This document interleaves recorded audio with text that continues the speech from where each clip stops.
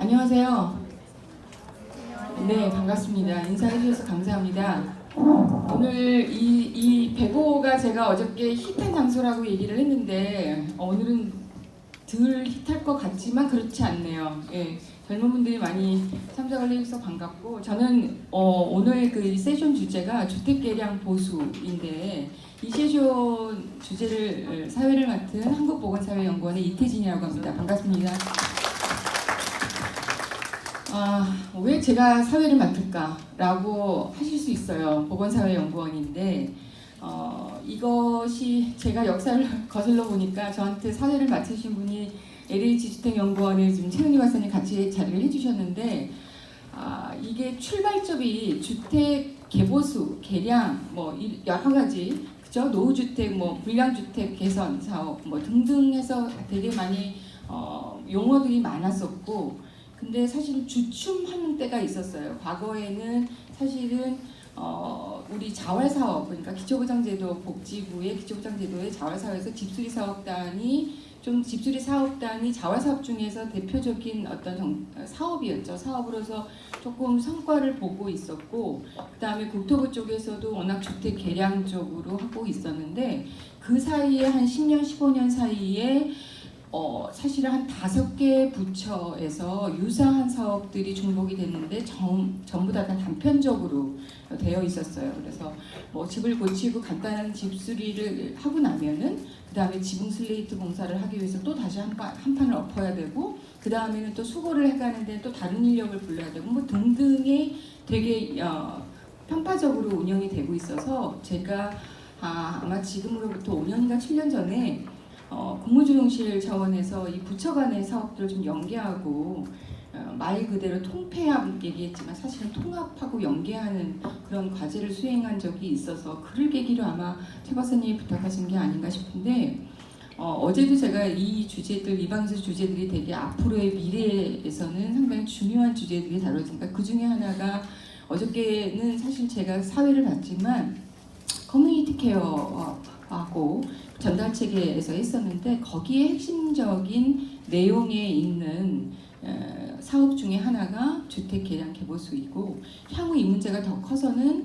지금 엊그저께 이제 30주년의 임대주택뿐만 아니라 주택의 노후화 저소득층이 거주하고 있는 그래서 주택의 노후화의 문제를 어떻게 접근하고 있고 이것이 하려고 그러면 사실은 사람이 필요하고 정보도 필요하고 그죠? 조직이 필요한 건데 아직도 약간의 제가 안 줘도 되겠죠?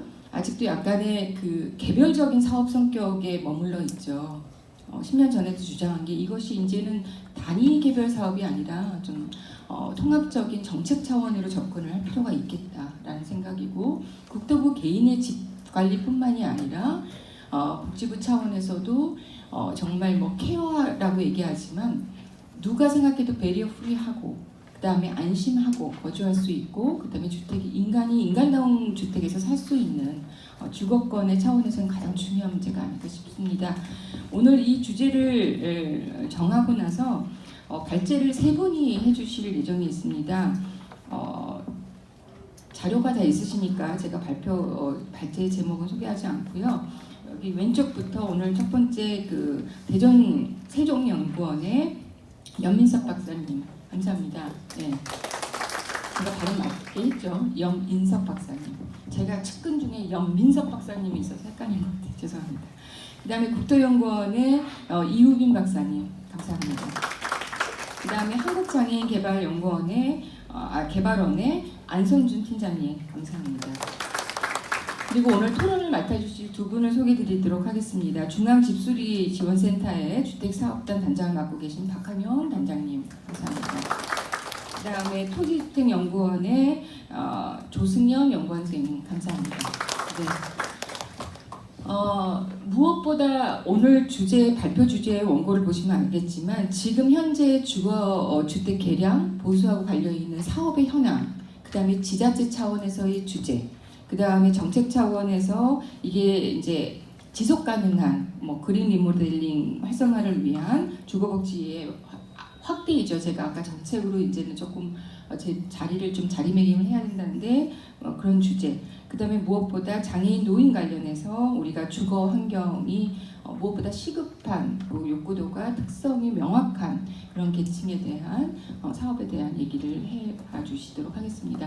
그러면 인사를 했으니까 발표를 들어가는데요. 제가 어저께 사회를 좀 잘못 봐서 죄송합니다. 앉았다 일어났다. 10분, 15분 이렇게 드렸더니 좀 부족하더라고요. 그래서 15분에서 20분 정도 발표 부탁드리고 토론을 한 10분씩 정도를 하고 또 플로어에도 얘기를 듣고 이런 자리를 마련하겠습니다. 감사합니다. 10시 지금 8분인데 첫 번째 하시니까 10분이라고 치고 해주시면 될 것 같습니다. 감사합니다.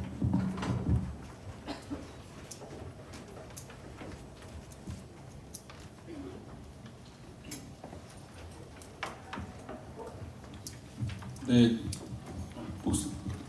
마이크가 너무 크네요. 네, 방금 소개받은 대전 세종연구원의 염인섭입니다. 저희 연구원 모르시죠? 작년에 대전하고 대전 발전 연구원이었는데요. 세종시 출범으로 인해서 대전시에서 세종시를 끌어안고 같이 정책 연구해보자 해서 대전 세종연구원입니다. 저는 거기에서 지금 미래전략실에 있는데 저는 지금 연구가 너무 범위가 많아서 오늘 주택개량 제가 오랜만에 주정복은 아니지만 제가 녹색도시 이쪽이거든요. 근데 주택개량도 대전에서 제가 한 3년 전에 한번 했었거든요. 그 결과물을 굳이 발표해달라고 하셔서 이게 좀 업데이트가 안 돼서 여러분들이 저보다 더 많이 아실 것 같아요. 근데 제가 이때쯤에 고민했던 것들을 알려드리고요. 지금 현재 소규모 정비법이 이제 올해 10월부터 시행됐잖아요. 그 시행되기 전 단계 이제 이 과도기에서 좀 이렇게 정책이 개발된 거니까 여러분들 그렇게만 이해해 주시고 들어주시면 감사하겠습니다. 특별히 이제 대전시 사례를 알고 싶다고 하셔서 여기가 대전이니만큼 좀 대전을 알려드리고자 대전에서 예전에는 어떻게 소규모 주택 개량을 했었지라고 이렇게 보시면 될 것 같습니다. 앞에 보시는 게 두꺼봐 헌집줄게 새집 타오라는 이제 저희 뭐 좀 카피된 것 같죠? 근데 이렇게 브로셔를 만들어서 주민들한테 나눠주고 20세대 이하, 20가구 이하에서 주택 개량을 할 수 있는 지원금을 줬어요. 근데 이제 지원금이 뭐 설계비로 치면은 최대 4천만 원 정도밖에 안 되고요. 전체 설계비의 한 10%가 안 됩니다. 근데 어찌됐든 이런 사업을 했었는데 이 사업 간단히 말씀드리고 대전시 올해 이제 도시재생 전략계획이 수립이 다시 이제 됐거든요. 수정된 계획 알려드리고 그다음에 요거를 자세하게 오늘 말씀드리도록 하겠습니다. 2025년 대전광역시 도시재생 전략계획은 2016년에 수립이 되었지만 2019년 올해 이제 다시 이제 재조정을 했습니다. 그래서 여기에서 이제 바뀐 거는 그래도 지역 공동체 중심의 주거지 재생에 좀 중점을 두는 항목들이 전략 파트의 한 이제 40%를 이제 점유하고 있다는 점, 이런 부분이고, 최근에 이제 대두되는 포용성, 소통성, 신뢰성, 평등한 접근성, 사회 통합과 주거복지 실현에 이르기까지 오늘의 주거복지 컨퍼런스이니만큼 이런 부분들 대전에서도 신경 쓰고 있다, 이렇게 말씀드리고 싶고요. 저희가 이제 주거복지 정책 전략 첫 번째로 빈 공간이나 저활용 시설을 업사이클링 해보자, 요거를 추진하고 있는데, 지금 대전만 봐도 2017년 기준값으로 6,000호 정도 빈집이 있어요. 지금 최근 보도된 거에서 세종시도 상당히 빈집이 많거든요. 이런 부분들이 사실 이제 빈집 데이터가 예전에는 공유가 안 됐었는데, 이제 가스나 뭐 전기 이런 부분들 데이터가 공유되면서 저희도 이제 데이터를 구축해서 나가고 있습니다. 이 부분에 있어서 저희는 이제 공유 플랫폼을 구축해보자. 예전부터 이제 이 공유 플랫폼이라는 것은 좀 막연한 얘기일 수 있는데요. 2014년부터 대전시는 공동체 사업을 했었고요. 전국 지자체에서 이제 계속 부를 듯이 이렇게 같이 했었는데, 그 사업하고 좀 이 장소 단위로 좀 뿌려주자. 그러니까 빈집은 있는데 이게 과연 공동체가 선호하는 빈집인지, 공동체하고 연계되는 빈집인지, 이런 것에 대한 고민을 좀 했었습니다. 두 번째 전략은 이제 장소 기반형 소규모 재생 사업. 지금 이제 저희가 논의하고자 하는 주택 개량인데요. 이런 식으로 주택이 이제 이렇게 뭐 빈집이나 혹은 낙후됐거나 혹은 사용이 중지됐거나 하는 이런 빈집들을 뭐 이제 뭐 많은 아이디어가 있죠. 뭐 농원을 조성하자, 뭐 여기 임대 경영하자, 뭐 사회주택을 만들자 이런 부분들이 있습니다. 이런 부분들 저희도 하는데 이제 다만 저희들이 이제 마을 관리 조직이라고 해서 제가 한 건 아니고요. 홈 오너스 어소시에이션이라고 이렇게 해서 그래도 주민협의체나 어떤 사회적 경제 조직이나 이런 공동체를 좀 믿어서 이런 중간 지원 조직이 재생지원센터나 뭐 이런 같이 협업해서 이런 사업들을 좀 뿌려주자. 그래서 그래도 여기에 어떤 통합해서 관리하는 조직 역할을 좀 더 강화하자. 뭐 이런 측면이라고 보시면 될 것 같습니다.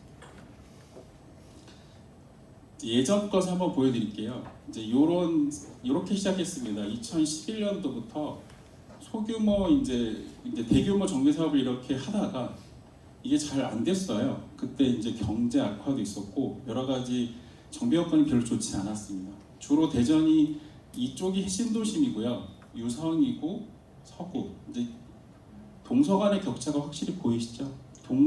동쪽하고 중앙부. 예전에 이제 원도심이 여기고 여러분들이 아시는 대전역이 여기입니다. 근데 이제 대전역에 이제 신세계백화점을 비롯해서 롯데백화점 여러 가지 유치하려고 했는데 그게 잘 안 됐어요. 그러니까 그렇게 대규모 자본을 끌어들일 수가 없으니까 정비 사업이 안 됐었고요. 예전에는 이런 그 대기업이나 대규모 그 자본이 투입돼야지만 정비가 돼야 된다는 논리가 좀 있었기 때문에 이렇게 됐었고요. 근데 이렇게 해서 추진을 하겠다 뭐 168개 구역 뭐 이렇게 했는데 이것들 일부 조정이 필요했습니다. 왜? 여기에서 이제 그 촉진지구조차도 많은 부분 인프라를 깔아주고 돈을 투입하는데 불구하고 안 됐기 때문에 조정에서 좀 감소시켰고요. 결국에는 지속가능한 커뮤니티 재생, 그냥 늘 누구나 아는 말이지만 이제 대전시 보고자료인데요.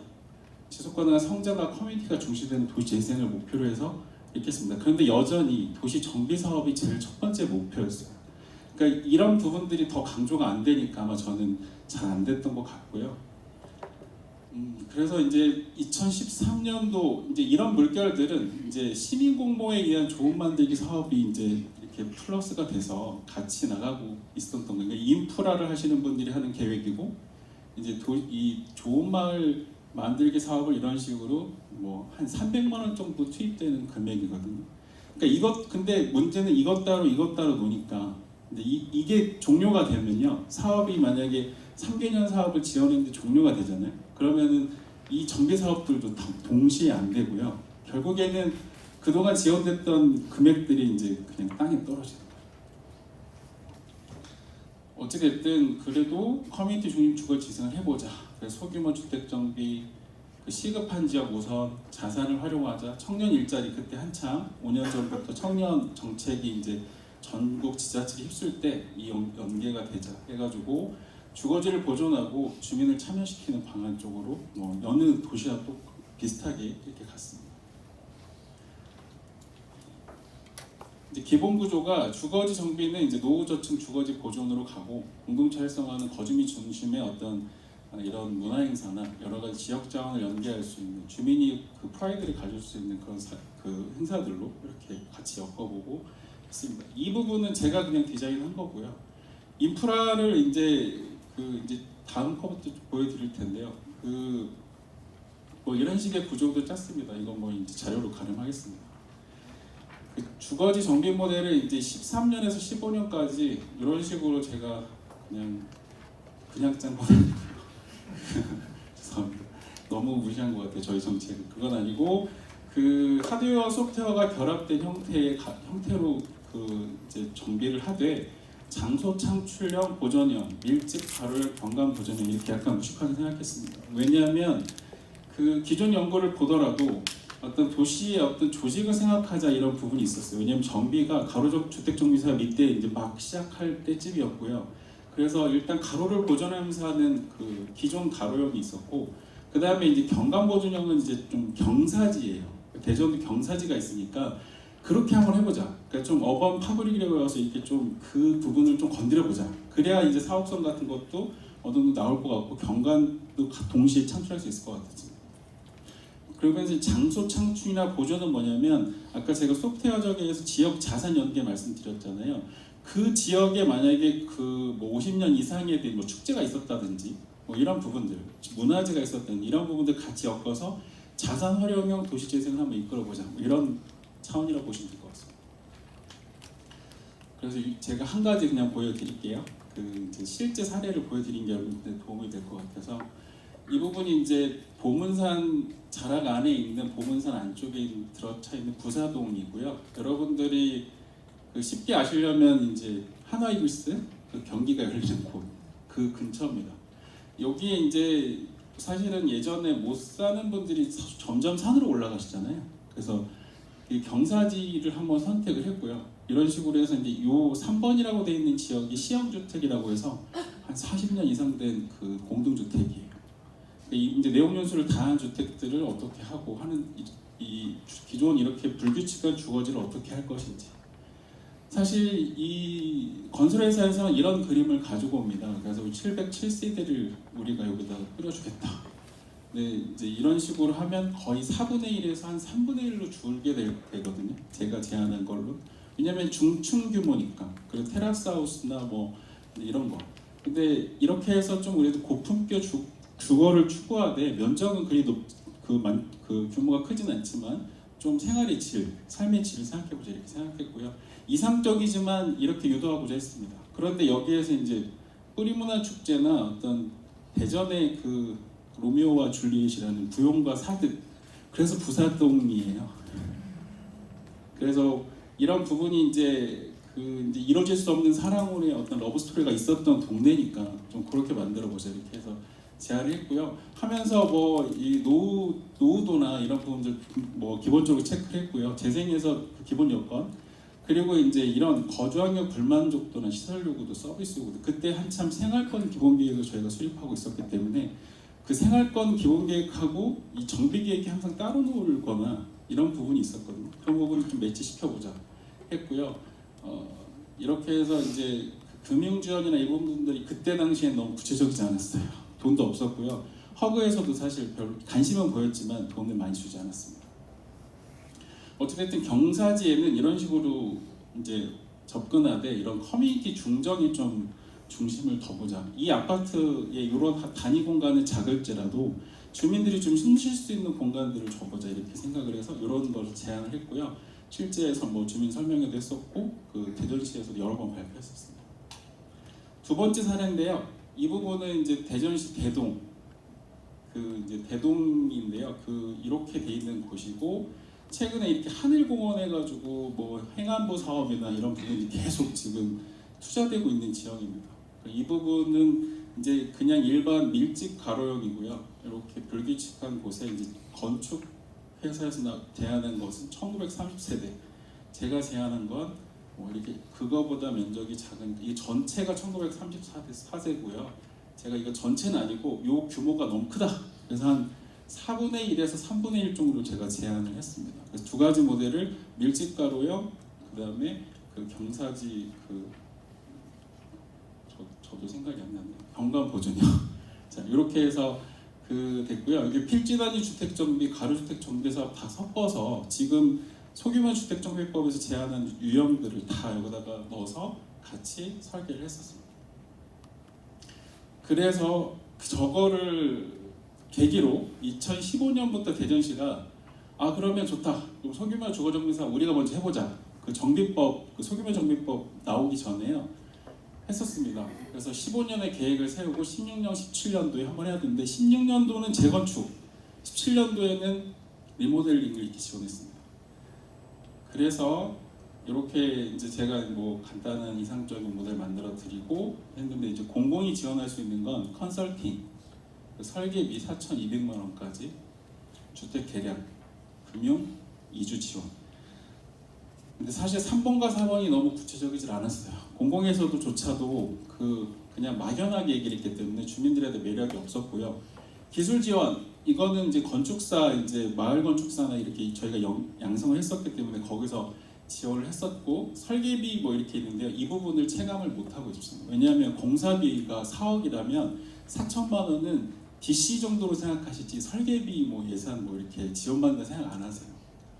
그리고 업자만 잘 만나면 4,200 정도는 그냥 DC 가능합니다. 이런 식으로 생각하니까 공공이 아무리 지원해도 사업이 안 되는 거예요. 근데 이제 공공이 지원하는 조건이 있는데 공유 공간을 설계를 해달라. 이렇게 조건을 거니까 아니면 임대료를 좀 이렇게 한 몇 년간은 이렇게 고정을 시키는 거죠. 그 주민들이 그런 손해까지 보면서 이 헌집을 주면서 새 집을 얻을 수 있을까? 이런 이제 물음표가 생겼던 겁니다.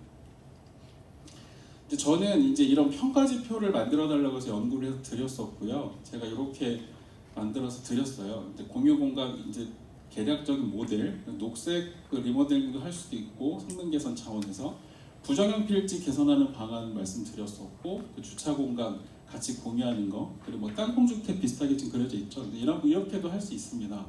했고 이제 여기서 제가 주안점을 줬던 건 실행 가능성에서 주택 그 규제 강도나 어떤 그 필자변 가능성, 공유 공간의 어떤 실효성 이런 부분에 좀 배점을 좀 많이 드렸죠. 이런 부분은 사실 없는 배점이에요 예전에는. 이런 부분들을 했었고 보통은 이 추진 시급성에 입각해서 많이 하는데 제가 여기 배점을 29점 제일 낮게 드렸죠. 이거보단 주민의 어떤 결속력이나 어떤 관리의 지속성 차원에서 좀 이렇게 높이 주자 이렇게 씁니다. 그래서 이제 이런 식으로 재건축을 이제 제가 세대 필지별로 150제곱미터 이하는 이렇게 하십시오 하고 있는데 요 공유 공간 있잖아요. 이 마당을 어떻게 하는 거냐면 3년에서 5년간 주민들을 위해서 이렇게 드리는 겁니다. 그러니까 여기에 그냥 텐마루를 놓거나 아니면 아까 시민 농원 정원 뭐 이런 부분들을 여기다 공유하거나 아니면 주차장은 한 대는 여기 주민이 쓰되 한 대는 뭐 공유한다거나 뭐 이렇게 접근했습니다. 상당히 이상적이죠. 그래서 이런 식으로 이제 규모별로 4필지 그리고 뭐 2필지, 4필지 이렇게 많게는 10필지까지 이렇게 해서 드렸고요. 여기서 이제 주황색과 노란색은 기존 주인 세대, 그다음에 세입자 이렇게 해가지고 이제 수익도 여러분들 여기 임대를 드리면 얼마를 법니다. 이렇게까지 이제 드렸어요. 대신 이제 이런 공유 공간이 이렇게 갈색으로 돼 있잖아요. 이런 부분들을 이제 내줘야 되는 이런 것이 됐습니다. 주민들이 좋아할 줄 알았는데 생각보다 공유 공간 우리 집에 우리나라는 역시 자기 토지라는 의식이 너무 세요. 그래서 그 우리 담벼락 안에 누가 와가지고 오줌 싸면 어떻게 뭐 이런 식이에요. 그래서 잘 안 됐습니다. 그거하고 같이 해서 이제 주택 개량에 대한 요구가 있었어요. 그래서 주택 개량을 한번 해보자. 그래서 주택 개량도 역시 제가 배점표를 드렸고요. 공무원분들은 이게 제일 중요한가 봐요.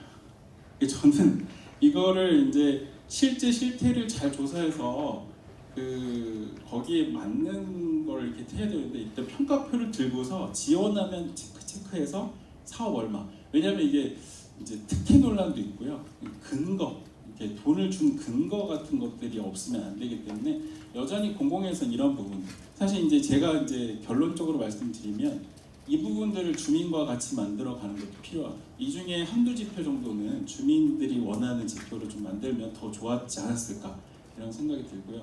제가 리모델링에서 사업성까지 검토해 드렸어요. 그래서 공사비 하급으로 하느냐 상급으로 하느냐 했을 때 3년 되는 시점에서 분기점이 나오고요. 이게 공공이 얼마를 이제 지원해 줄 테니 지원금에 따라서 이렇게 종전대로 운영했을 때는 얼마를 버는데 지원했을 때 얼마를 벌고 이렇게 했습니다. 이거는 이제 전체 뭐 이제 이 규모 기준에서 임대료는 뭐 20만 원입니다. 20만 평균값 있잖아요. 이 부분 들여가지고 주인 세대가 3년간 벌 수 있는 돈을 딱 뭐 미리 말씀드리고 그래도 이 비용을 주택 개량 비용 5천만 원 정도를 받으시면서 임대료는 그 이제 저소득층을 위해서 조금 원래 40만 원 받던 거 20만 원 받을 의미가 있습니까? 이렇게 해가지고 주택 개량을 지원했던 겁니다.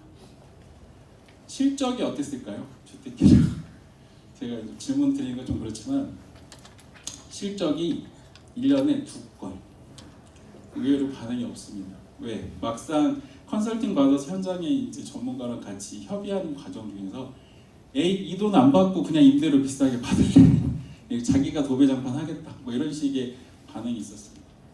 그때 당시에 부산에서 빈집정비 시스템 제일 전국에 최초로 도입하셨었고요.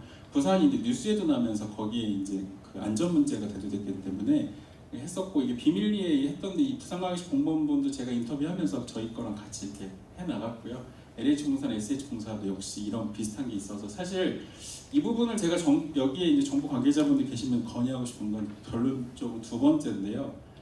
지자체에서 하는 게 더 진짜 비슷해요. 그래서 그 건물주들은 이 사업 말고 이걸로 할래요 이렇게 가요. 이 부분들을 좀 역할 분담을 하면 어땠을까라는 생각이 드는 게 제 생각입니다. 이런 식으로 제가 유휴 공간도 어떻게 활용하십시오 이런 유형도 정해드렸고요. 그 방치 공간 이제 노후 주거 지원과 방치 공간 활용해서 A1, A2P 뭐 이런 식으로 유형 연구자들이 잘 하는 수법이죠. 근데 하여튼 이런 부분들을 실제로 이렇게 제가 예시를 그 이제 만들어 드려서 정비구역에서 어떤 유휴 공간을 활용하는 방법 그리고 존치구역 그래서 가로 정비 뭐 이런 부분들 연구됐던 거 일부 이렇게 하시면 됩니다 하고 방치된 구역이 있어요. 이 건설사하고 주민들이 그 협의가 안 돼서 토지의 일단의 면적을 주민들을 이렇게 방치시켜 놓은 적이 있어요. 대전시에 다 아파트잖아요. 여기에 그 주민들이 뭐라고 하는지 아세요? 얘들아 여기는 절대 지나가면 안 돼. 가난한 사람들이 너를 때릴 거야. 뭐 이래요. 그러니까 이게 커뮤니티 보존에서도 정말 안 좋은 겁니다. 그러면 저는 이런 부분부터 먼저 손을 봐야 되는데 그냥 여기 사업성 나왔잖아요. 니네가 안 팔았으니까 니네가 나쁘지. 뭐 이런 식이. 그래서 제가 이런 부분을 찾아가지고 고발을 하고 이걸 먼저 지원해야 됩니다. 이렇게 했고 사실 여기를 이제 저는 이런 식으로 그러면 공공에서 매입하시든지 하셔가지고 여기 이제 주택도 좀 이렇게 사이즈를 좀 몰고 뭐 이런 공원 같은 컨셉으로 해주면 이 사람들이 여기가 바로 초등학교거든요. 초등학교에서 이렇게 가는 길목이 더 이렇게 좋아지겠죠. 이런 식으로 주민과 호흡할 여기 커뮤니티를 살려주는 정비 사업이 되지 않으면 그냥 돈 주고 끝나는 이런 사태가 될 것 같습니다. 그래서 여러 가지 이제 아까 방치공 이게 이제 대안인데요. 그렇게 했었고요. 여기 이제 예전에 보면 쿨대싹 비슷한 그 골목 형태가 또 있어요. 이런 데는 이렇게 주차 공간을 어떻게 할 것인지 주차를 이렇게 빽빽하게 양쪽 다 하는데 여기 한쪽에는 이렇게 텐마루 주고 CCTV 다는 것보다 저렇게 마루 넣어주는 게 훨씬 더 안전하다. 이런 말씀 드렸었고 유형을 이렇게 검토해 드렸습니다. 제가 이제 마지막으로 시간이 많이 썼네요. 죄송합니다. 재미없는 강의 너무 귀담아 들어주셔서 자 주거지생 사원의 정책적으로 제안을 말씀드리면 지금 현재 그 공동체 있잖아요. 사회학 하시는 분 있잖아요. 도시사회학 하시는 분들은 이런 공동체 힘을 믿고 계세요. 근데 저는 이제 저만 해도 건축을 했기 때문에 저희는 너무 그 공간이나 이런 걸 보고 있거든요. 이 부분이 이제 매치가 돼야 돼요. 그래서 공동체와 주택 대량이 이제 독자적으로 가면 안 되고요. 공동체하고 어떻게든 시간이 오래 가도요. 같이 협업하고 하는 시간을 좀 투입하셔야 돼요. 그래서 요즘에 리빙랩 방식도 있고 뭐 사역식 모델 뭐 여러 가지가 있잖아요. 엄청 중요합니다. 그 다음에 장비인데 우리나라는 왜 이렇게 뭐가 이렇게 장비를 좋아하시는 거예요? 5G 시대를 맞이해서 AR, VR 어쩌고 이런 얘기까지 하세요. 그거 아직 주민들은 체감 못합니다. 지금 주민들은 저희가 아파트에 살지 않으신 분들 모르시겠지만 단독주택지에서 맨날 그 겨울 되면 문풍지 붙이시는데 무슨 5G가 먹히겠어요. 그런 부분들. 그래서 그 부분 대화가 필요하고요. 그런 다음에 이런 사업들을 뿌리는 게 훨씬 더. 근데 다만 시간이 많이 걸리니까 공무원분들이 너무 조바심 내세요. 효과가 없으니까 바로바로. 그런 거고요. 그 다음에 이제 생활SOC가 이제 최근에 17조 예산 올해 통과가 됐고 매년 10조 이상 이렇게 이게 되는데 과연 그 돈이 어디 갔을까요? 아까 주택개량 공유공간에 그런 부분 뿌려주면 좋을 것 같은데 그거를 이제 좀 내려줬으면 좋겠어요. 그래서 외국에서는 이런 식으로 이게 뭐 그림만 멋진 게 아니라 주민들이 동의해서 같이 그리고 뭐 이렇게 스트리트 퍼니처를 비롯해서 어떤 커뮤니티가 활성화되는 공간 여기 CCTV 달지 않아도 충분히 안전할 수 있는 공간 낮이나 밤에는 안전할 수 있는 덴마크 코펜하겐 리빙랩 보시면 여기에 그 가로등을 주민들이 이 스마트폰으로 조절할 수가 있거든요. 내가 좀 어두워 높여줘 이런 거 이제 기술은 그런 데 쓰는 것 같아요. 다만 그들은 코펜하겐 대학에서 같이 주민하고 호흡하는 이 시간을 많이 줬기 때문에 충분히 그런 식으로 가는데 이제 저희도 주택 대량이 단순히 주택만 보지 말자. 주변 영향권 이런 게 이제 생활인프라 접근성 분석 결과인데 대전시에서 유치원의 어떤 동선, 초등학교 동선 이 등급으로 나눠서 이런 데는 어디에 적소에 뿌려주는 게 좋은 건지 이렇게 하는 것이 주택 대량의 최대의 효과를 볼 수 있을 것 같습니다. 감사합니다.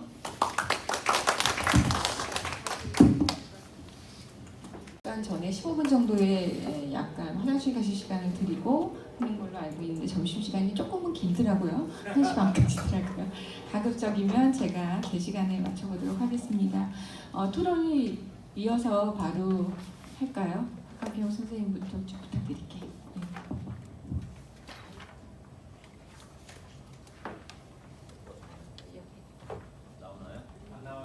네. 네, 이제 나오네요. 예, 반갑습니다. 제가 토론할 만한 내용 정리는 좀 안 돼 있고요. 그러니까 제 소개를 좀 다시 한번 드리면, 저는 서울시 도시재생지원센터 내 주택사업단 단장입니다. 이렇게 소개가 이제 중앙집수리지원센터에 주택사업단이 따로 있는 것처럼 돼 있는데, 서울시의 이제 집수리 기본계획에 따라서 서울시 중앙집수리지원센터를 만들기 위한 일종의 인큐베이팅 조직이라고 생각하시면 되고요. 아무래도 네, 도시재생센터 안에 있고요. 원래 이제 집수리지원센터를 만들기 위한 과정으로 몇 가지를 이제 검토하다가 가령 SH공사에 넣는 방법, 주거복지센터하고 통합하는 방법, 이런 게 몇 가지를 하다가 아무래도 아직은 도시재생과의 연관성 안에서 좀 먼저 출발하고 나중에 필요하면 통합을 하든 독립을 하든 이제 그런 그림을 그리고 있고요. 이 말씀을 이제 먼저 드리는 이유는 제가 주거복지를 잘 모릅니다. 그리고 지금 서울시에서 저희 주택사업단이 다루고 있는 집수리의 영역이 주거복지랑은 조금 결이 달라요. 뭐냐면 제가 알기로 주거복지는 주로 사람에 초점이 맞춰서 사람을 따라가는 거잖아요. 이분이 취약하고 지불 능력이 없고 거주 공간이 열악하기 때문에 그걸 지원하고, 그러다 보니 이분한테 얼마만큼을 지원할 건지가 항상 이제 걸려서 서울 희망의 집수리 120만 원, BRP 에너지 재단이 하는 거 최대 300만 원. 그러다 보니 계속 효과성, 진짜로 성능 개선이 되느냐 이런 문제가 반복되고 있고. 근데 이제 저희가 접근하는 건 주택이고 공간이에요. 그래서 이 공간에 누가 들어오든지 간에 최소한의 어떤 조건을 갖출 수 있고 성능을 갖출 수 있도록, 정책하고 정합성은 조금 더 이제 맞는 것 같고요. 근데 도시재생에서 지금까지는 집을 다룰 때 거의 다루지 않았어요. 실질적으로는 다루지 않았고, 기껏 다뤄도 경관이에요. 눈에 띄어야 되니까. 뭔가 도시재생 사업으로 지원을 했는데 이게 겉보기에 비포 애프터가 비교가 안 되면 이게 뭐하러 썼냐. 그래서 지금 국토부의 뉴딜 도시재생도 외부 경관 위주로 지원을 하면서 실질적인 주택의 이제 성능 개선까지는 안 가고 있는데, 그러다 보니 이제 뉴딜 지역의 집수리를 돈은 크게 한 1,000만 원씩 지원을 했지만 페인트 칠하고 외부 물론 비세고 이런 건 맞지만 실제로 거주 환경 자체의 변화까지는 끌어내지를 못하고 있는 거죠. 그래서 이제 저희가 좀 계속 고민하면서 서울시의 집수리 정책의 이제 변화를 이제 가져오는 것 중에 핵심이 성능 개선이에요. 그건 아까 이제 이분 박사님 말씀하셨던 에너지 성능. 에너지 성능이 어쨌든 주거의 이제 제일 중요한 주거의 삶인데, 근데 에너지뿐만 아니라 구조, 안전, 설비, 위생 이런 부분에 성능을 개선하는 쪽으로 초점을 이제 바꿨죠. 그리고 나서 또 하나는 이제 마을 단위로 이제 고민을 하는 거죠. 집만 고쳐져 가지고는 쉽지 않으니까 골목으로 나와서 최소한 좀 골목 커뮤니티 정도의 환경을 어떻게 개선할 건가 해서 집수리와 이제 골목 개선을 결합한 마을 단위 이제 집수리를 이제 계속 시도를 하고 있고, 제가 사업단 맡기 전에 이제 작년에 장이동에서 연주한 골목 해가지고 한번 좀 시도해본 사례가 있습니다. 그러니까 서울의 이제 집수리가 그렇게 이제 변해가는데 좀 고민스러운 게 이제 많이 있어요. 아까 대전 사례에서처럼 소규모 정비, 그러니까 신축에 대한 욕구도 있고 또 다양한 메뉴판을 이제 지원을 해줘야 되는 측면도 있는데, 이게 현실에서 계속 충돌이 일어나는 겁니다. 예를 들면 집수리를 할 거냐, 소규모 정비로 신축을 할 거냐. 근데 신축을 계획하고 있는데 집수리를 지원하면 이게 또 이제 예산 낭비죠. 근데 집수리를 해놓고 나면 신축을 해야 되는 거야 말아야 되는 거야 이런 이제 정책상의 혼란도 있고, 재개발 소규모 정비 중에 가로주택 정비, 자유주택 정비가 요즘 이게 사업성이 살짝 자꾸 규제를 완화하다 보니까 사업성이 살짝 보인단 말이죠. 그러니까 민간 업자들이 이제 슬쩍 작업을 들어가요. 근데 이게 재개발보다 더 안 좋은 사례들을 자꾸 만들어내요. 뭐 가령 인천의 만분마을 같은 경우는 저층에 아직도 노후 주택들이 있는데 갑자기 18층 올라가 버려. 나홀로 아파트가. 서울에서도 업자들이 쭉 사업성이 있는 가로변에 쭉 가서 가로주택 정비 사업을 연달아 쭉 이어가는 거죠. 그러면 나홀로 아파트가 연달아 들어서서 그나마 뉴타운까지 오면서 좀 약간 그 광역형으로 관리하던 이 체계가 순식간에 무너지면서 그냥 그 도시계획하고 고려되지 않는 그 단독 개발들이 연달아 쭉 이제 가게 되면 주거 환경이 이제 더 나빠지고 그러다 보면 또 남아있는 저층 주거지와 신축된 그 주거지 간의 격차가 더 심해 보이고 이제 이런 문제들이 있어서 그런 거를 도시재생 차원에서 어떻게 이제 종합할지는 여전히 지금 숙제로 남아 있어요. 도시계획으로. 이제 그런 고민이 저희 이제 사업단의 실질적인 이제 고민으로 들어와 있고요. 지금 이우빈 박사님하고 그 안 박사님 그 내용 주신 거는 이제 저희가 제 주된 이제 거리죠. 구체적으로 어떻게 이제 실현할 건가. 근데 워낙 좀 많은 주제를 말씀하셔가지고 제가 하나하나 이제 뭐 얘기하기는 어렵지만 대략 그런 식으로 지금 그 고민을 해보고 있습니다. 뭐냐면 지금 아까 성능 개선 얘기했잖아요. 에너지 성능 개선. 근데 솔직히 200만 원, 300만 원짜리에 뭐 한 10만 원. 근데 거기 10만 원 가지고 보통 어떻게 움직이냐면 한 두 사람이 불로도 뭐 이런 거 잔뜩 가지고 가가지고 장비 싣고 내리고 하게 되면 적어도 2시간 이상 가는데 10만 원 가지고 한다는 게 이제 말이 안 되죠. 끝나고 나서 분석도 해야 되고. 그러니까 이제 체크리스트 점검 뭐 이런 식으로 끝날 수밖에 없어요. 이제 저희가 지금 서울시에서 가꿈주택 지원 사업이 최대한 1,200에서 1,500 정도까지를 이제 하는데 그 중에 내년에 좀 시범 사업으로 해보려고 하는 게 진단과 공사 제한. 그러니까 진단을 통해서 어디가 가장 취약하고 어떤 부분을 우선 해야 되고 그 공사는 어떤 식으로 해야 되고 그런 이제 공사 우선순위를 정해주고 공사를 대략 계획을 세워주면 그 이후에 이제 업체하고 진행되도록 하는 거죠. 공사가 끝나고 나면 공사 전후 결과와 이번에는 어디까지 얼마만큼 손을 댔으니까 관리, 그러니까 우리 자동차나 뭐 어떤 그 관리 뭐 사용 매뉴얼처럼 이 주택의 어떤 부분은 얼마만큼의 주기로 어떤 식으로 관리하고 교체해야 되는지에 대한 뭐 일종의 이제 집수리 안내서 설명서 같은 거, 그다음에 성능 진단에 대해서 뭐 진단의 뭐 실질적인 결과에 대한 뭐 인증 이제 이런 부분까지 쭉 가서 결국 집수리 이력 관리까지를 이제 한번 쭉 시범 사업으로 만들어 보려고 해요. 근데 여기서 당연히 이제 나오는 문제가 과연 집주인이나 거주자가 그 비용을 대려고 하느냐. 지금은 사실 설계 비용, 컨설팅 비용 아무도 돈 안 내려고 하잖아요. 그러니까 당연히 업체 공사비에 태우면 그 비용을 최소화하려고 하고 자기 공사하기 쉬운 방식으로 할 수밖에 없죠. 그래서 지금 가꿈주택에서는 저희 같이 이제 중간 지원 조직과 전문가 컨설팅을 별도의 예산으로 진행을 해요. 그냥 신청 받고 필요한 경우에 그 진단과 컨설팅을 별도로 진행하고 오히려 이 진단 과정을 통해서 공사 전, 중, 후 감독까지 이제 하고 심사를 이제 별도로 모아서 하는 거죠. 그러니까 이 예산을 별도로 책정하면서 실질적인 효과성을 보여주지 않으면 나중에 이런 비용들이 여전히 시장에서 작동하지 않는 게 될 거라고 보고 이 부분에 이제 어떤 그 결과를 보여주려고 하는 그런 프로세스를 지금 좀 시도를 해보고 있고요. 그다음에 이게 또 이제 예산 문제가 계속 걸리는 거예요. 공공성이 있다고 판명이 돼도 실제로 이제 예산이 투입이 안 되니까 이 지불 능력이 있고 지불 의사가 있는 계층과 지불 능력이 없고 지불 의사가 없는 계층 사이 또 그 중간 요거를 이제 어떻게 좀 그 접점을 만들까가 요즘 이제 얘기 많이 되는 마을관리 협동조합 같은 거죠.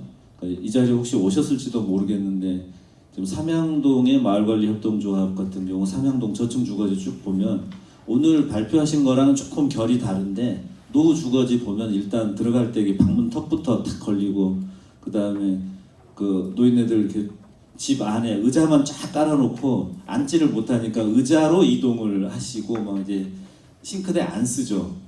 싱크대 위는 안 쓰고 거기는 뭐 이렇게 쌓아놓는 공간이고 밑에서 이렇게 뭐 바가지 뭐 대야에다가 싣고 막 이제 이런 그런 공간을 그러니까 고치는 거를 할 수 있는데 기술적으로는 할 수 있는데 비용을 누가 대느냐의 문제가 있어서 그러니까 그런 취약계층이나 사각지대에 이 그런 주거 서비스에 대해서 공적 서비스를 가는 것과 더불어 또 지금 그 베리어프리 관련된 시장은 있을 거라고 봐요. 근데 그 시장이 약간 좀 느낌이 하이엔드 시장 같은 거잖아요. 그래서 성북구에서도 뭐 청년들이 그런 베리어프리에 특화된 시장을 한다고 해서 제가 막 말리고 있는데 오히려 공공 서비스로 먼저 출발하고 하이엔드 시장을 어느 정도 기술력을 갖추면서 좀 공략하고 그 사이에 이제 중간에 뭐 가령 지불 능력은 좀 애매하지만 뭐 이쪽에서 얻은 수익과 이쪽의 공적 서비스를 결합해서 중간 그러니까 어떤 정책 대상에서 살짝 비껴 있는 데들을 어떻게 지원할지 그렇게 좀 장기적으로 로드맵을 그려보자라고 좀 얘기를 해가고 있어요. 근데 이런 어떤 연구 결과나 정책이 실제로 현장에서 유통되고 실현될 수 있도록 하는 조직들을 어떻게 이제 키워낼 건가 이제 그런 고민들이 좀 같이 돼 있고요. 그러니까 뭐 제가 횡설수설 했는데요. 그러니까 좀 오늘 이제 쭉 나온 주제들이 저희 같이 중간에서 이제 어떻게 실행할 건가로 이제 들어가게 되면 또 다른 차원의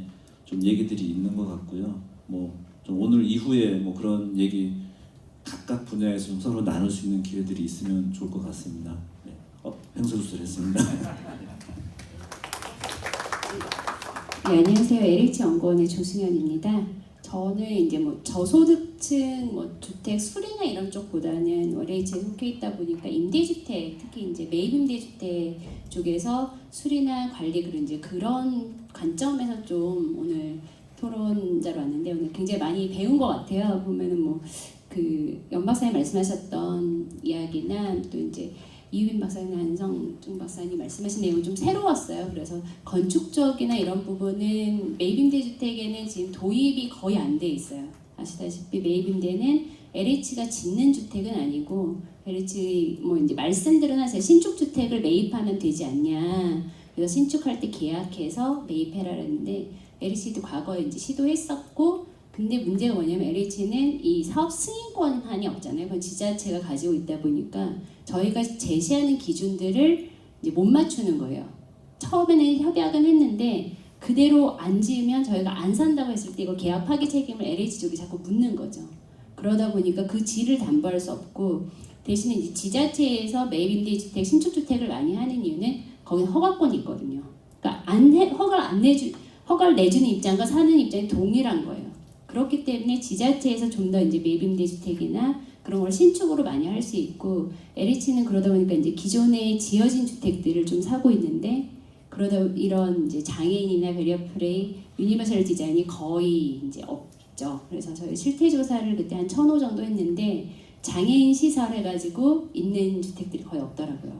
그리고 이제 그나마 최근에 사는 주택들 중엔 지하층을 저희가 매입을 안 하니까 그래서 경사로가 있는 정도 그 정도가 가장 이제 유니버설 디자인의 주택으로 평가를 할 수 있고 나머지는 항목 자체가 저희가 해당되는 게 없어서 좀 그런 부분이 아쉽고 근데 작년에 장애 주택으로 서울시에서 한 6호 정도 개량 사업을 시범 사업으로 했습니다.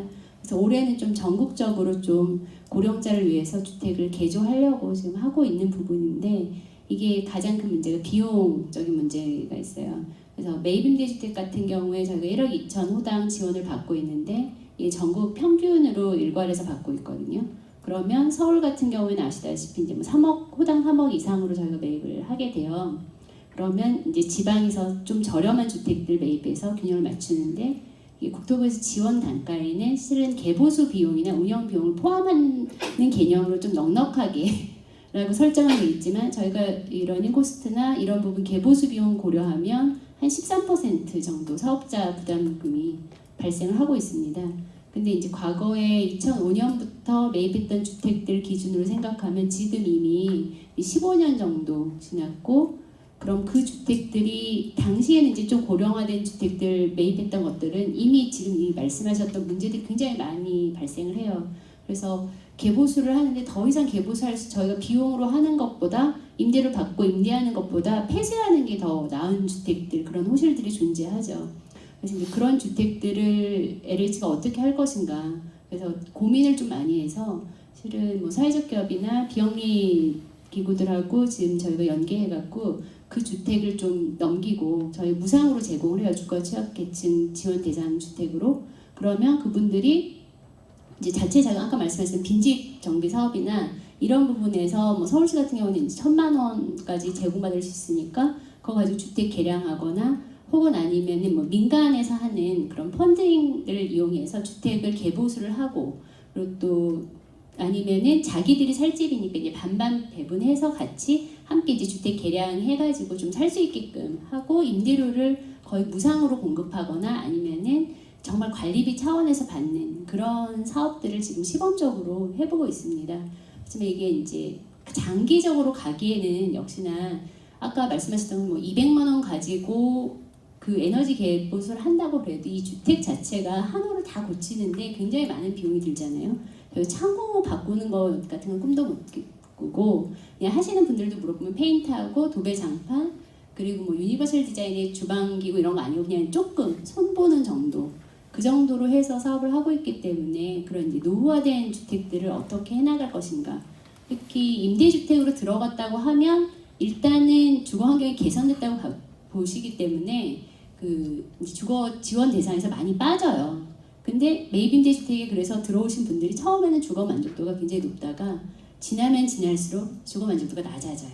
왜냐면 노후되는 속도가 일반 아파트하고 다르고, 아파트 같은 경우는 수선 계획에 따라서 저희가 개보수를 그 수선을 계속 하지만 유지 관리를 하잖아요. 근데 매입임대주택 같은 경우에는 이 수선 계획이 현재 이제 없는 거죠. 그동안은 없었던 거고 지금 20년이기 때문에 장기 공공임대주택도 아니었고, 그러니까 20년을 하고 그리고 주택을 지금 하고 있는 거 계획을 보면 문제가 발생하면 그때 이제 가서 하는 거예요. 근데 이거를 그래서 이제 듣는 게 그룹홈 같은 경우 운영기관에서는 계획에 따라서 몇 년에 뭘 해주고 이렇게 했으면 좋겠다라고 말씀은 하시지만 실질적으로 아직까지는 그런 계획은 없었고요. 그래서 LH 입장에서 그걸 이제 DB화하고 수선 유지비에 대해서 계속 고민하면서 좀 아파트 공동주택처럼 이제 좀 어떻게 관리해 나갈 것인가 지금 한참 고민하고 있는 상황이 있습니다.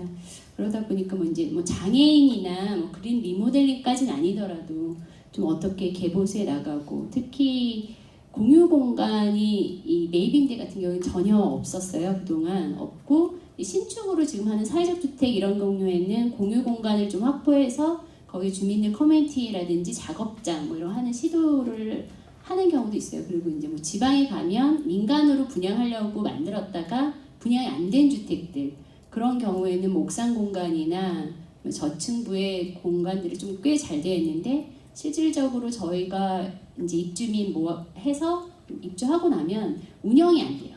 그러니까 입주민들끼리 지금 이제 낮에 가보면 거의 뭐 장애인들은 저희가 매입임대로 못 들어오시잖아요. 그러니까 안내를 잘 안 해드리는 게 저 엘리베이터가 일단 없으니까 엘리베이터가 들어오는 순간 관리비가 상승하니까 엘리베이터가 없는 주택을 주로 매입하고 있고요. 그리고 엘리베이터 최근에는 또 엘리베이터 같은 경우에 그 자격증을 요구를 해요. 그래서 그 자격증이 있는 전문 기관만 관리를 할 수 있기 때문에 SH에서도 그때 샀던 엘리베이터 같은 경우는 그 자격증 비용이 많이 또 추가적으로 유지 관리 코스트뿐만 아니라 관리 받는 비용을 또 내야 돼서 그런 부분 때문에 뭐 폐쇄하는 경우 저희도 마찬가지고, 그렇기 때문에 엘리베이터도 없으니까 장애인들보다는 뭐 수급자 계층들은 이분들이 고령화되면서 이제 힘들어지는 거죠. 그러니까 그런 주택들을 어떻게 해나갈 것인가, 그런 부분들이 좀 고민을 많이 하고 있습니다. 그래서 뭐 일단 예산을 확보하는 문제가 가장 크지 않을까 그런 생각이 듭니다. 혹시 플로우에서 뭐 질문이나 얘기 있으시면 이 정도 얘기 들을까요? 편하게 말씀하셔도 될 것 같은 분위기죠? 네. 혹시 하실 말씀? 눈빛이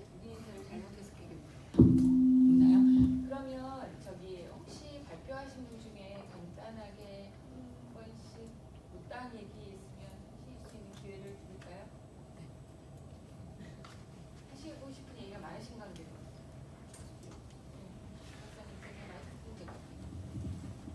혹시 생각난 거 있으면 손 들고 말씀해 주세요. 그럼 기회 드리도록 하겠습니다. 논의하도록 하죠. 예.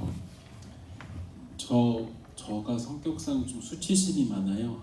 그래서 많이 부끄러운데 그 오늘 발표드린 거에 이제 피드백을 좀 주시면 좋을 것 같은 게 이제 대전시 주택 개량이 좀 제 정책에 반영할 수 있도록 하겠습니다. 제가 문의 그 이메일이나 전화번호 적어드렸으니까 해주시고요. 근데 제가 사실 주거복지를 논하면서 늘 고민하는 게 공간복지나 주택 개량 여기에 이제 저희가 되게 몰입되어 있는데 그 사회복지 분들의 얘기를 들어보면 또 서비스에 대한 이거 뭐 편의 환경이나 뭐 편익 시설 뭐 이런 부분들도 계속 말씀하고 계시거든요.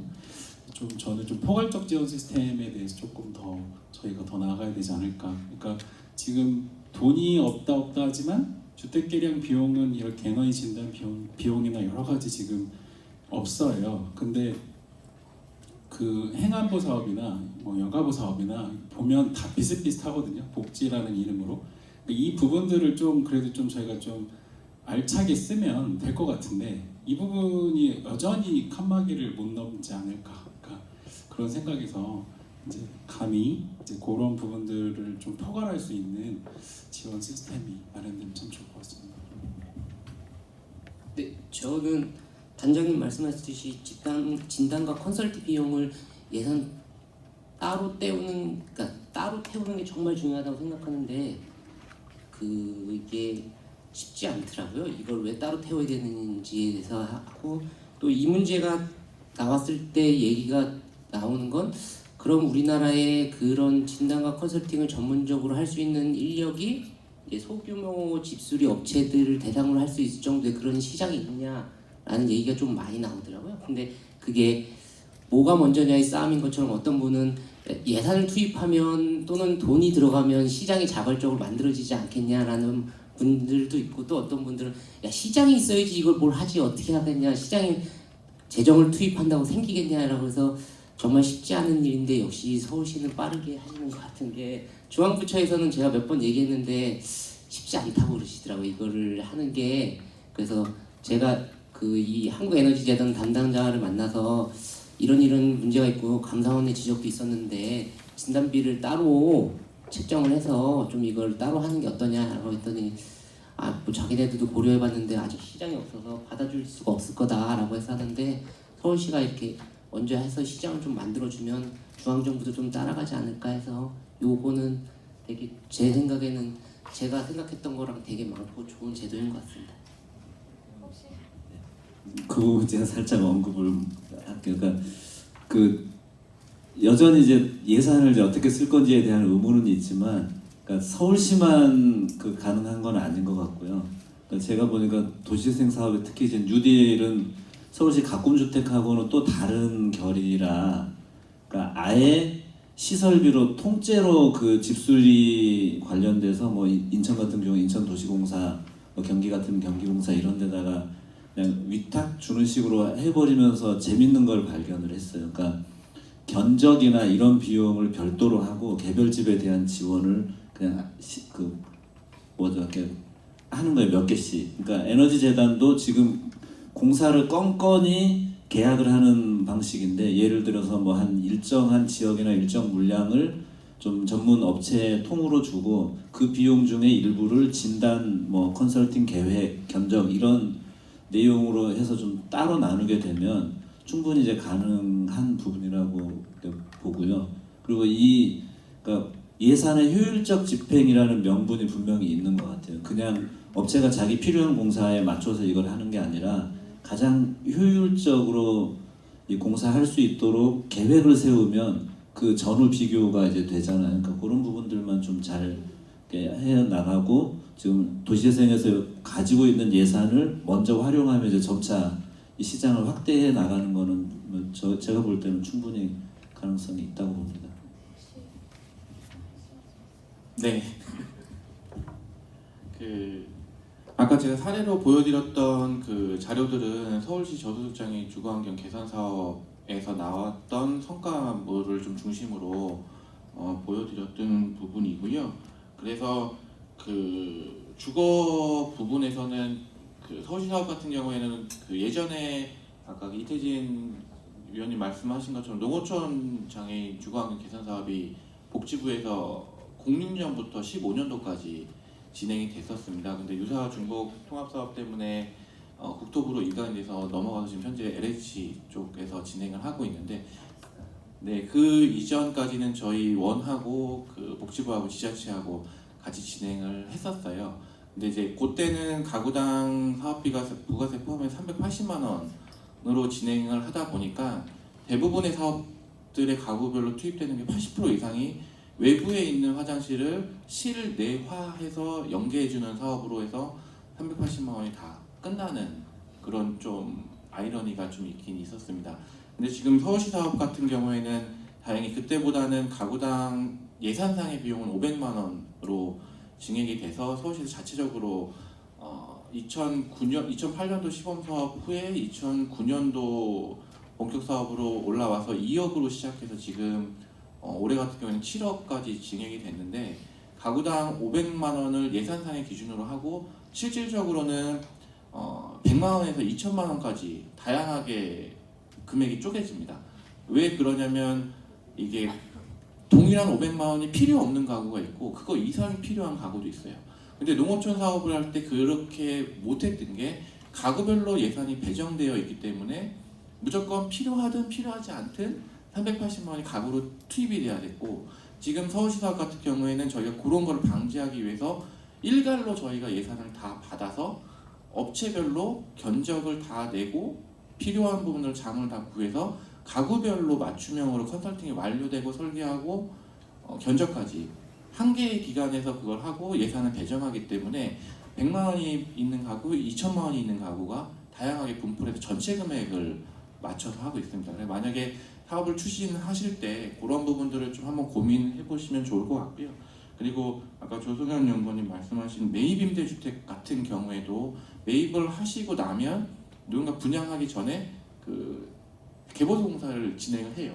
근데 저희가 공사를 해드렸던 가구 중에 그 매입 임대주택을 장애인분이 1층을 받으셔서 들어가면서 공사 다 된 걸 저희가 다시 다 뜯어내고 다시 공사해야 되는, 공사하면서도 너무 아까웠거든요. 이거를 어떻게 하면 다시 쓸 수 있을까까지 고민할 정도로.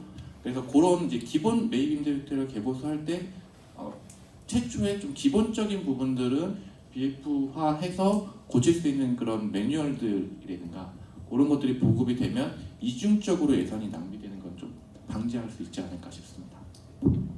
발제 권고도 너무나 훌륭했지만 사실 토론상에서 논의됐던, 선생님 마이크가 혹시 꺼졌나요? 토론상에서 논의됐던 얘기들이 아주 중요한 얘기들이 많은데 그럼에도 불구하고 혹시 그러면 사회인 제가 토론 겸 하면서 마무리를 할까 합니다. 저를 왜 이 자리에 앉혀놨을까 생각을 했는데 오늘 발표를 들으면서 내가 참 반성이 되는 부분이 몇 가지 있었어요. 제가 복지를 하면서 주거 영역을 보게 된 맨땅에 헤딩한 연구자이거든요. 근데 그러다 보니까 오늘 얘기한 것들 중에 다 관련이 있는 거예요. 아까 그 예산을 넘어갔는데 저는 여기 메모를 열심히 하면서 확인해봐야지, 불질러버려야지 이런 생각이 우욱하면서 마음이 떨리는 게 몇 가지가 있었어요. 예를 들면 이 사업이 이렇게 가서 잘 되기 위해서 제안을 했던 거가, 예를 들면 복지부 사업 한계가 엄청 컸죠.